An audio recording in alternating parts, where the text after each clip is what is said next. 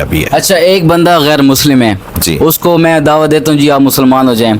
ہاں وہ آتا ہے ایک مسجد میں جاتا ہے ادھر لوگ بالکل ہاتھ کھول کے نماز پڑھتے ہیں. ایک مسجد میں جاتا ہے وہ ادھر کوئی ہاتھ باندھتا ہے کوئی ادھر باندھتا ہے. یعنی کہ وہ صحیح عقیدہ کس کے اور کیا طریقہ کار ہے وہ کس کو مانے؟ دیکھیں نا یہ فروعی اختلافات ہیں. جی ٹھیک ہے نا, یہ فروعی اختلافات جی. ہیں.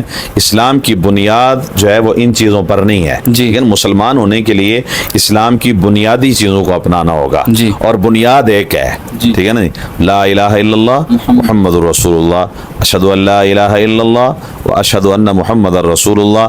اور اسلام کی بنیاد 5 چیزوں پر ہے: کلمہ, نماز, روزہ, حج اور زکوٰۃ. جی. ان تمام چیزوں کا اعتراف کرتا ہے, یقیناً اس سے وہ مسلمان ہو جائے گا. اور ہمیں جو ایمان کی شرائط بتلائی گئی ہیں نا, آمنت باللہ و ملائکتہ و کتبہ و رسلہ والیوم الآخر والقدر خیرہ و شرہ من اللہ تعالی والبعث بعد الموت. یہ ایمان کی شرطیں ہیں. ٹھیک ہے نا جی. اللہ کو ماننا, اللہ کے تمام رسولوں کو ماننا, اللہ کی کتابوں کو ماننا, اللہ کے فرشتوں کو ماننا, موت کے بعد کی جو زندگی ہے اس کو ماننا, اچھی بری تقدیر اللہ کی طرف سے ماننا.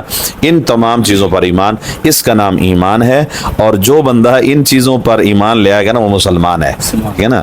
تو اللہ کو وحدہ لا شریک مانے, جناب محمد الرسول اللہ صلی اللہ علیہ وسلم کو خاتم النبیین مانے, اللہ کا آخری نبی مانے, اور جو چیزیں اسلام نے ہمیں بتلائی ہیں ان چیزوں پہ ایمان رکھے تو وہ مسلمان ہے. باقی ہاتھ چھوڑ کے نماز پڑھے یا ہاتھ کھول کے نماز پڑھے, باندھ کے نماز پڑھے, وہ ہاتھ اوپر باندھے یا نیچے باندھے, تو یہ فروعی اختلافات ہیں. ٹھیک ہے نا.